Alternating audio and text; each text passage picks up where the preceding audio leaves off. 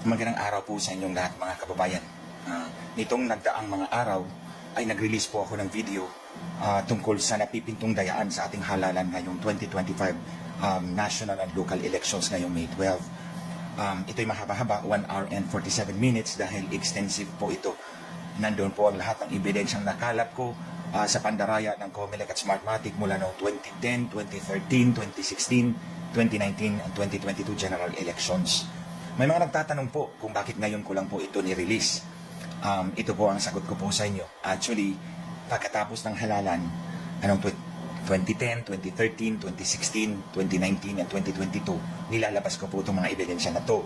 Pero hindi po sa isang buong iisang video, kundi putol-putol. Kasi kung noong 2010 po yung topic ko. Noong 2013 din po yung topic ko. Itong lahat na to, nandun po sa aking Facebook account, Glenn Chong. However, sa kasamaang palad, ginurgor po nila, tinanggal po nila ako sa Facebook 3 months before this coming elections at ibabalik lang daw nila 3 months after the election. So malinaw po yun na gusto po nila akong patahimikin. Bakit? Dahil hindi nila ako kayang pabulaanan. Yung mga ebidensyang pinakita ko po sa inyo dyan sa video na yan, if you have time, panoorin po ninyo. It's extensive. Bago lang po yung account ko sa YouTube. For those who want to find the video in full, you can search sa YouTube Glenn Chong Heaven's Warrior. So lalabas po yung video na to. Ito at yung isa, yung nauna. So panoorin po ninyo para malaman po ninyo yung buong issue. So ginawa ko po ito because alam kong gustong patahimikin ako ng COMELEC. Unlike kay Atty. Respicio na kinasuhan nila, pinapatanggalan ng lisensya bilang abogado at certified public accountant. Pareho po kami, CPA lawyers. Now, ako, hindi nila ako kayang kasuhan. Alam ko yon at alam nila yon dahil may ebidensya tayo. So, ang gagawin nila ay patahimikin ako, tanggalin ako, i-brand ako as fake news. So, kaya ginawa ko po yung video ng isang buo para ma-capture po niyo yung buong istorya mula 2010 hanggang 2022 and even until now, 2025. Para po sa inyong kalaman, 15 years na po akong lumalaban para po maging malinis ang ating halalan. Credible, honest, and transparent. Kasi nga dinadaya ng COMELEC, katuwang ng election provider nila. Dati si Smartmatic, ito ngayon si Miro. Now, mga kababayan, I see 3 reasons kung bakit talaga gustong dayain ang eleksyon natin. Unang-una, sisiguruhin nila na yung kandidatong mananalo ay boboto laban kay Inday Sara at tuluyang matanggal si Inday Sara, ma-impeach ng Senado. That's one of the first consideration na gusto nilang dayain para magkaroon sila ng numero to impeach the Vice President. Pangalawa, kapag na-impeach na po nila si Inday Sara, they are able to consolidate political power. Dahil wala na pong visible opposition, so lahat ng mga politiko luluhod na sa kanila. So wala na po tayong matatakbuhan. Wala na pong countervailing force against the Marcoses. So parang dictatorship na yan. Ang pangatlo, because they have everything in their control, under their control, babaguhin nila ang konstitusyon ayon sa kanilang selfish interest, sa kanilang masamang balak. Masama para sa atin, good for them. So ito po yung tatlong rason. Impeach Inday Sara, consolidate political power, amend the constitution to suit their malevolent designs. So kaya ito yung tatlong mabibigat na rason kung bakit dadayain nila yung ating halalan. And I stand ready to defend my accusations. Itong mga dokumentong pinakita ko sa inyo sa video na yan, 1 hour and 47 minutes, alam kong hindi masasagot ng COMELEC. In fact, nung lumabas si Atty. Respicio, agad-agad nag-react ng COMELEC, kakasuhan namin yan. O papanagutin namin yan. Ito, ilang araw nang lumabas yung video, wala tayong narinig sa COMELEC dahil hindi nila kayang pabulaanan ng mga ebidensya na yan. So, pinapaabot ko po sa inyo. Now, going forward, ito na ngayon, ano bang dapat natin gawin? Kahapon, nag-interview kami ni Maharlika at sinabi ko to, pero gusto kong linawin. Para po sa mga butante, tayong mga butante lahat, di ba? Kung gusto nating manalo yung ating mga kandidato, sa oposisyon, ibuhos natin lahat ng boto natin para sa kanila. So, ibuhos natin, block voting tayo. Ibuhos natin lahat ng boto para sa PDP senatorial candidates para mahirap nilang dayain. Kasi nga, tulad kay President Duterte, pilit nilang dayain. Pero dahil sa pagbuhos ng boto para sa kanya, hindi kinaya. So, that's one. Pero on the day of the election, sa bawat mga botante, ang payo ko po sa inyo ay magdala po kayo ng listahan ng mga kandidatong iboboto po ninyo. Then, pag lunok po ng balota ng vote automated cheating machine ni George Garcia, lalabas yung resibo. So, ikukumpara po ninyo yung listahan ninyo tsaka yung resibo. Kung magkatugma, kung ang binoto ninyo ay siyang lumabas doon sa resibo.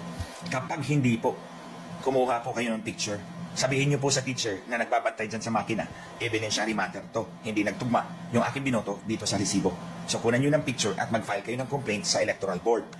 Tapos, meron kayong kopya doon sa inyong complaint. Picturean nyo, kumuha kayo ng kopya, and then ipadala nyo po kay Maharlika o dito sa akin. Mag-set up po ako ng email address kung saan po ninyo ipapadala yung ebidensya at kami na po ang bahalang ipaglaban ang boto ninyo. Pero kung sakaling nagtugma naman, huwag nyo ng picturean. Oo, okay? Huwag nyo ng picturean kasi wala naman kayong ebidensya na gagamitin para mag-complain kasi nagtugma yung inyong kodigo at yung inyong voter receipt. Kapag nagtugma, huwag na kayong mag-take ng picture. Mag-take lamang kayo ng picture kapag ang inyong kodigo at ang inyong voter receipt ay hindi nagtugma. At pagkuha nyo ng picture, yun ang ipakikita nyong ebidensya doon sa electoral board. Pumunta kayo doon sa mga teachers na malapit sa pintuan at mag-file kayo ng complaint. Tapos kunan nyo ng picture, padala nyo kay Maharlika o sa akin para kami na ang mag-ingay para sa inyo. Now, para naman sa ating mga kandidato, tingnan nyo ng maigi yung video na yon, pag-aralan nyo. Pagkatapos ng halalan, kumuha po kayo ng certified true copy. Certified true copy, papirmahan nyo po yan sa election officer ng inyong munisipyo. Yung audit log. Ang audit log, ito po yung listahan ng lahat ng transaksyon na nangyari sa loob ng automated cheating machine ni George Garcia. Yung makina, meron niyang record sa lahat ng balotang pumasok, lahat ng transmission attempts, lahat ng ginawa ng makina, nakarecord yan. Kumuha po kayo ng certified true copy ng audit log or its equivalent. And then, papirmahan nyo po yan, certified true copy. Pagkatapos, kumuha din po kayo ng kopya ng parehong record doon sa canvassing system o server na nandun sa munisipyo. Kasi, yung makina, nagtatransmit yan doon sa munisipyo, sa laptop. So, parehong may record yan. Kunin nyo yung record na yan. Ang pangalan doon sa makina is audit log or its equivalent. Andito naman sa server, sa munisipyo, sa Municipal Board of Canvassers, print log or its equivalent. So pareho yan, kunin nyo yan, ipa-certify nyo as certified true copy sa Municipal Election Officer at sabihin nyo, public document ito. May karapatan kaming humingi ng kopya nito because we are stakeholders, kandidato kami.